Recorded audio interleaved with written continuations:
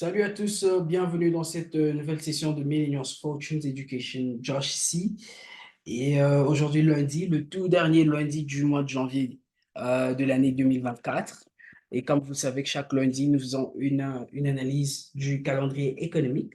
Et juste après, nous transitionnons sur notre MetaTrader pour voir quelles sont euh, ces étapes que ces différentes paires sont en train de nous présenter littéralement. Alors, si c'est votre toute première fois de nous rejoindre, n'hésitez pas de cliquer dans le coin en bas à droite de votre écran sur la petite cloche de notification, OK? Et bien sûr, sans oublier de vous abonner.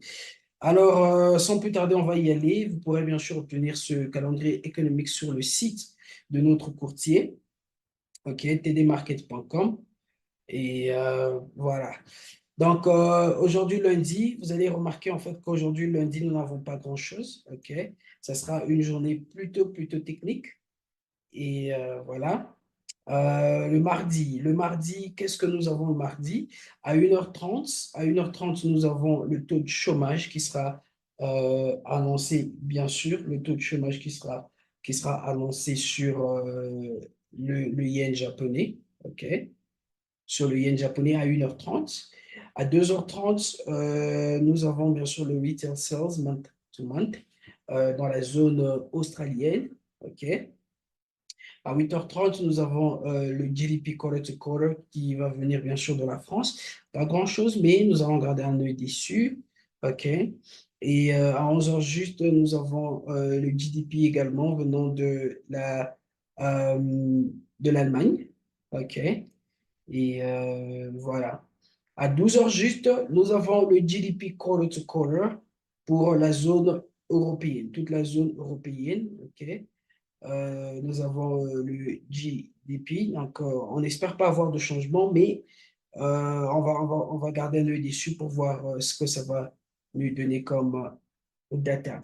Et à 17h juste, nous avons le Jobs Opening, qui sera suivi bien sûr du Consumer Confidence Index, OK, à la même heure dans la zone américaine. OK, là, c'est pour le mardi. Dans la journée du mercredi, à 1h50, nous avons le Retail Sales Month to Month. OK. À 2h30 mercredi, nous avons le CPI quarter to quarter et le yearly quasiment. On va voir ce que ça va nous donner comme data, mais nous allons garder un œil dessus. Là, c'est le mercredi. À 9h45, nous avons le CPI, le CPI month to month, dans la zone française, venant de la France, je veux dire. OK. Et le taux de chômage qui sera annoncé également à 10h55 dans la zone allemande. Voilà. Là, c'est dans la journée du mercredi. Nous avons également le CPI month to month. Je pense que j'ai mentionné ça tout à l'heure. OK. Alors, à 15h15, nous avons le ADP non-farm. OK. Venant de la zone américaine. Très important. Et à 15h30, nous avons quoi? Nous avons le GDP month to month, venant de la zone canadienne. Très important. Et nous allons garder tout ceci à l'œil. À 17h30, nous avons le crude oil stock change. OK? Et regardez ceci à 21h juste. 21h juste, nous avons le taux d'intérêt qui sera annoncé littéralement dans la zone américaine. Très important. Il y aura, le mouvement sera très volatile. Je veux dire, le marché sera très volatile. OK? Le mercredi à 21h juste, à l'annonce du taux d'intérêt sur le dollar américain. OK? Et 30 minutes après, nous avons le FOMC qui va tenir une conférence de presse. Très important également. OK? Là, c'est dans la journée du mercredi. Le jeudi, nous avons l'Union européenne qui a un summit. OK? J'y arrive. Et voilà, ça sera quasiment toute la journée. Quoi d'autre dans la journée du jeudi? À 2h juste, nous avons le CPI month to month venant de la zone européenne. Toute la zone européenne, nous avons le CPI jeudi à 12 heures juste. OK? Très, très, très, très important. Et à 14 heures juste, nous avons le taux d'intérêt qui sera annoncé par la banque anglaise. Nous allons garder également un œil dessus pour voir ce que ça va nous donner littéralement. 16h15, nous avons le gouverneur de la banque anglaise qui va faire un discours. OK? Et à 17h juste, nous avons le ISM Manufacturing PMI venant de la zone américaine. OK? Vendredi. Le vendredi, qu'est-ce que nous avons le vendredi? Voyons voir. Le vendredi à 15h30, nous avons le taux de chômage qui sera annoncé dans la zone américaine. À la même heure, 15h30, nous avons ce qu'on appelle le NFP. Le NFP, le Non-Farm Payroll. OK? Et à la même heure, nous avons ce qu'on appelle le Average Hourly Earnings. Donc, voilà tout pour le vendredi. Ça sera très, très important. Le NFP, comme vous le savez, est reconnu pour la grande volatilité sur le marché. Donc, on sera vraiment, vraiment cautious. OK? Ceci étant dit, on va transitionner sur notre MetaTrader et voir bien sûr ce qui est en train de se passer comme activité. On va commencer avec USD CHF, ensuite on va transitionner sur USD CAD pour aller ensuite à l'euro CAD, euro HOD et NZD CHF. Alors avec USD CHF, comme vous allez le constater, je suis sur mon H4. On a eu un mouvement haussier qui a créé un breakout de notre canal descendant. Et regardez ce qui est en train de se passer. Nous sommes en train d'obtenir quoi? Une correction. OK? Alors, tout ce qu'on veut voir, on a déjà eu ce premier mouvement-là, cette première vague, cette seconde vague et la troisième qui est en train de se former. Alors, on veut voir cette troisième vague faire ceci. On veut la voir aller vers le bas. OK? On va voir cette troisième vague aller vers le bas et nous donner ce qu'on appelle un nouveau bas avant, bien sûr, de faire quoi? D'aller à la hausse. OK? Donc, sur USD-CHF, nous sommes en train d'anticiper quoi? D'anticiper un achat. OK? USD-CAD. Avec USD-CAD, nous avons quasiment la même chose que USD-CHF. On a eu un mouvement haussier qui sera notre mouvement impulsif et nous sommes en train d'avoir cette correction qui se développe. On a eu la première vague de la correction, la seconde et la troisième vague, elle n'est pas encore complète. Pourquoi? Parce qu'on va voir cette troisième vague, bien sûr, nous donner quoi? Nous donner un nouveau bas, bien sûr, plus bas que le premier, avant de faire quoi? Avant d'anticiper également un achat.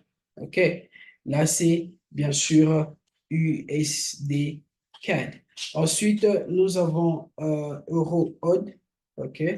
Nous avons Euro HOD.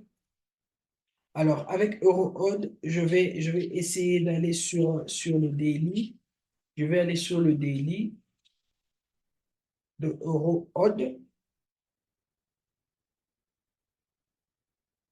Voilà, vous allez remarquer ceci. On a eu bien sûr un mouvement haussier.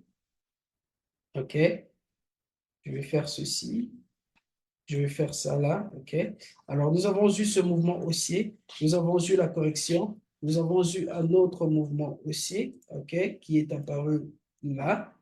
Après cela, nous sommes en train d'avoir, je veux dire, nous avons eu une autre correction. Nous avons eu une autre correction, OK? Et bien sûr, si vous êtes avec nous, ça fait un bon bout de temps, vous allez remarquer que nous avons pris ce trade-là. Alors, quand je vais sur le H4, qu'est-ce qui se passe? Vous allez remarquer en fait que le prix est allé tester déjà le haut de la structure. OK? Le prix est déjà au haut de la structure là. OK? Il a donné ce mouvement haussier.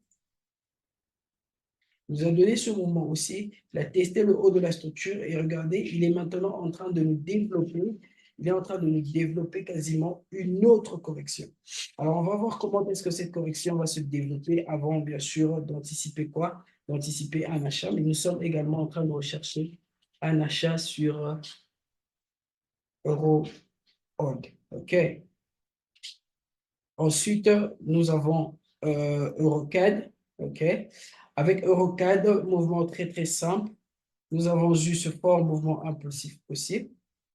Nous avons eu cette correction-là, OK? Et bien sûr, nous avions anticipé ce mouvement haussier qui est venu, n'est-ce pas?